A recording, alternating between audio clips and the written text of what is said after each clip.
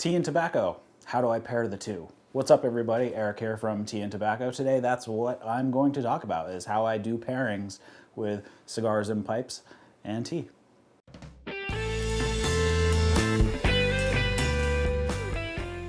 So pairing beverages in general, I think is a typical thing that a lot of people do.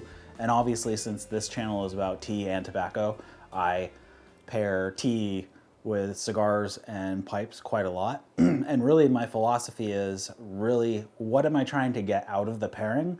So like if I want to bump up the sweetness of a cigar, I will go for a really kind of a dark and bitter type of tea. So a really dark black tea or a kind of a pungent pu'er or something like that.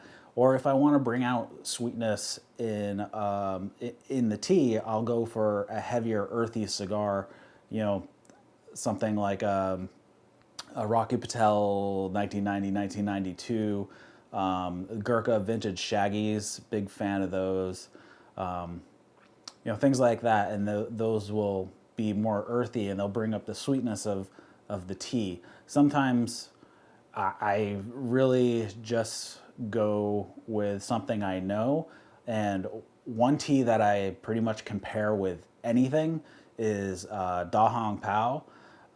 It's also called Big Red Robe. The stuff I get from Dragon Tea House, it's not that expensive. I buy that stuff by the pound because I drink so much of it, and it's actually really good ice. So even in the summer, you know, I'll go outside, sit on the porch with a nice iced Da Hong Pao, and really you can pair it with anything because it's kind of neutral. It has a little bit of sweetness and a little bitterness, so it kind of pairs in either direction, so I'm a big fan of that.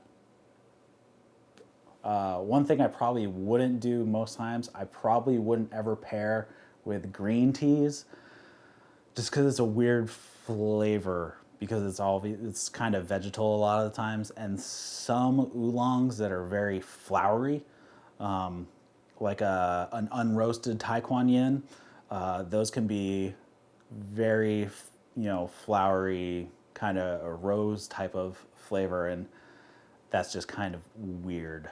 But you know, for the most part, I mean, that's kind of what I do. So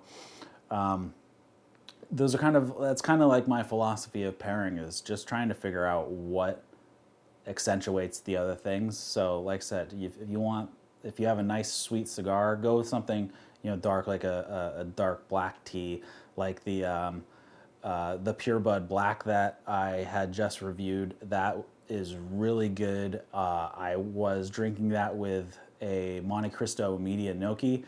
And the two paired really well. They actually brought some interesting flavors out of each other that I didn't notice when they were by themselves.